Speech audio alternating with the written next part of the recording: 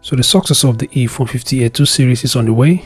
It's called the Iiif150 AIR 3, obviously. Don't bother looking for this device, it's not available yet. But I was able to get some pictures, some images of the Iiif150 AIR 3. So according to some of the images and of course a little bit of details that are available, the AIR 3 would be offered in 3 different colorways, including jet black, doodle and contour black. Now, as regarding some of the specs that I'm about to mention, have in mind that they are not confirmed, but according to some of the details, the device would have a 6.6-inch Full HD Plus display. It's going to be powered by the Helio G96, which is kind of disappointing, but like I mentioned earlier, it's not confirmed. And the device would have a 5000 mAh battery. Its main camera, according to the details, would be 100 MP, and its front-facing camera is 32 MP. So these are just a few details of the upcoming Iiif150 AIR 3. Like I mentioned earlier, don't bother to look for this device because it's not available yet. It hasn't even been announced yet, but